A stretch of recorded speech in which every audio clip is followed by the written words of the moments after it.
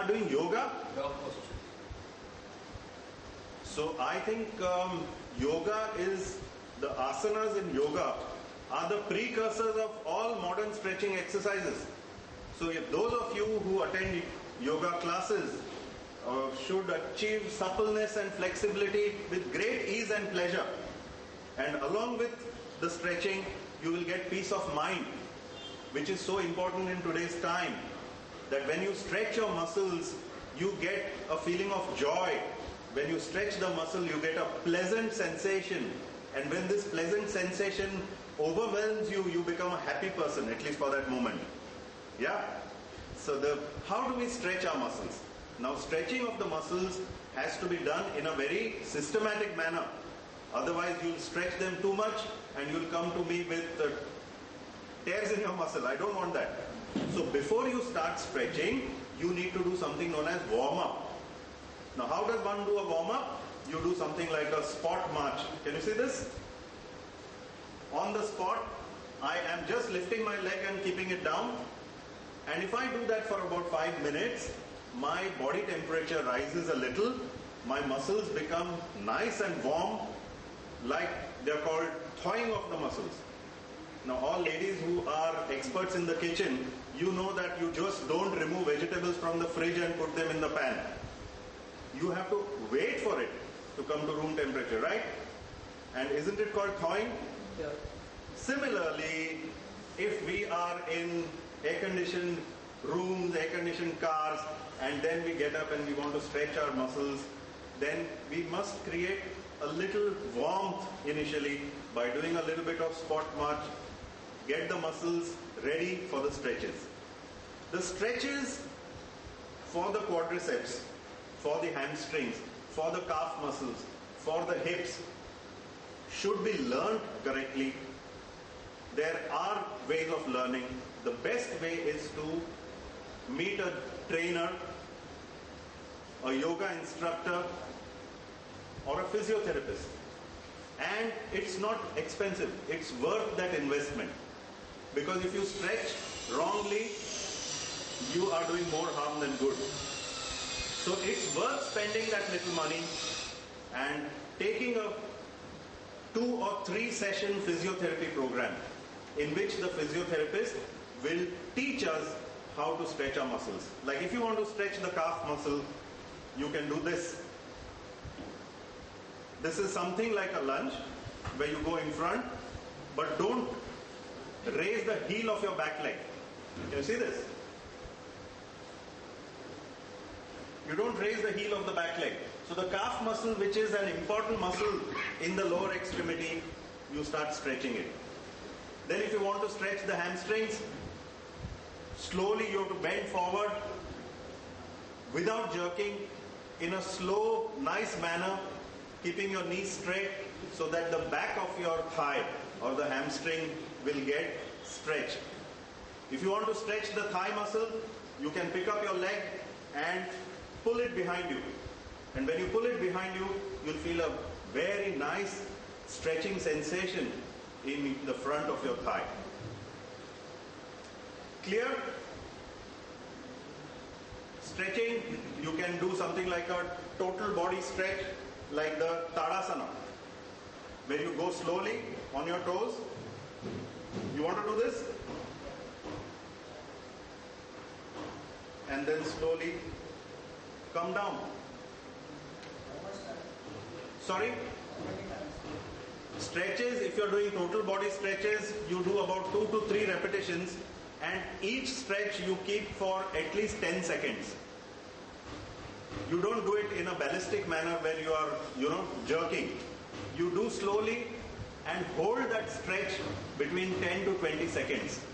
And when you do that, you are getting a beautiful stretch in your muscles. Any questions at this stage? The next is very, very important, W. Do you know what the W could stand for? Weight. Weight means body weight. That came in the 3 S's, slimness. Now we are talking about things which we are supposed to do. Lifting. Excellent. It's called weight training. Weight training means what? How much weight you can Against carry. resistance. Do you exercise Against resistance. weight? Against resistance. Weight training is also called resistance training or strength training. In weight training, what do we do? Is that we either use our body weight, like if I do a squat like this, it is I'm using my own body weight. Or I can take a dumbbell in my hand. If I want to build up my biceps, I will do an exercise like this. Now we are concerned with the muscles around the knee. Which are they? Front thigh, what do you call them? Quadriceps. Brilliant class.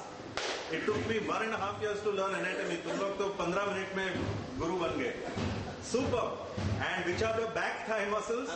Hamstring. Arre, this class is golden, means gold medal to everyone. So, how will I develop my quadriceps? Any idea?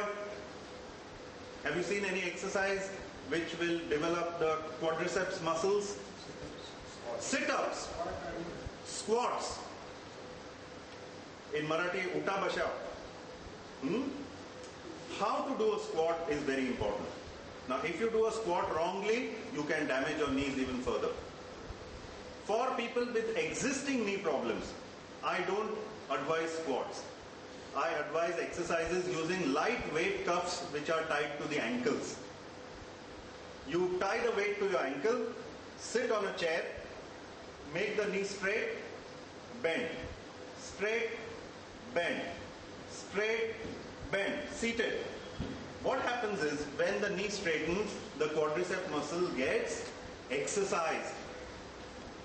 For those who don't have knee problems at this stage, I would love if you do a squat, a half squat, where you stand with your feet as wide as your shoulders, this way, and then go down as if you are going to sit on a stool and then get up. Go down, get up. Now in this, if you notice, my knee has never gone in front of my toes. Up. Now this is known as correct form of exercising. If you don't have correct form, welcome to my clinic as a patient. That's why it is worth investing with a trainer or a physiotherapist, or join a gym where the trainer will teach you the correct technique of squatting. Okay, now if I want to strengthen the hamstring. Yes, sir, you have a question? Huh? No, I couldn't.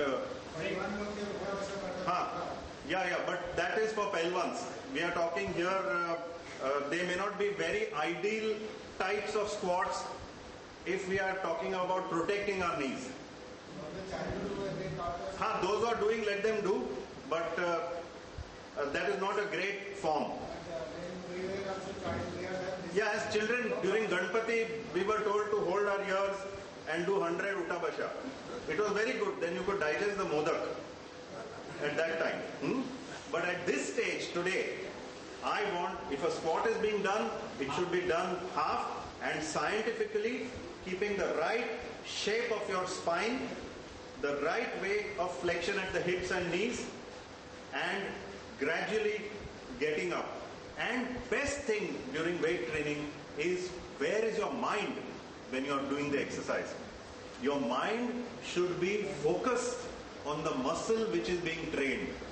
So if I am doing a squat, I am not thinking about Salman Khan bodyguard or Katrina Kaif. I am thinking at that moment about my mind being where my exercise is happening. If I am doing a squat, my mind is lovingly focusing on the quadricep muscles. And those people who exercise mindfully, which means where the mind is where the muscle is, the injuries are very less in them. Those people who lose concentration and they are doing an exercise for the sake of doing exercise, but are daydreaming and they are not focused on the form, posture and the muscle which is being exercised, welcome again as a patient.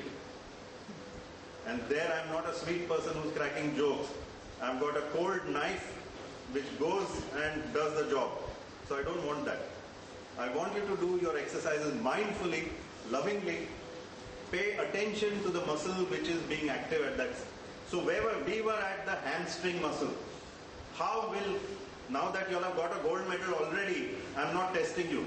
You all are past that. So what is the movement of the hamstring? What did I say? Do you remember? Kicking back. Kicking back. See, if you give analogies like that, we'll never forget. So quadriceps, I said, is to kick somebody in front. You need quadriceps. If you want to kick somebody behind, you need hamstrings.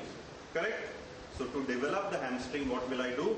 I will tie a weight cuff at my ankle. I will stand using a little support and I will curl my knee this way. 1, 2, 3. Any confusion here? No.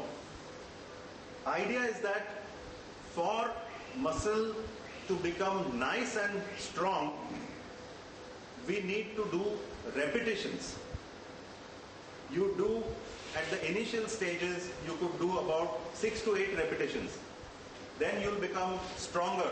You can increase the weight a little bit and maybe you can do about 12 to 15 repetitions.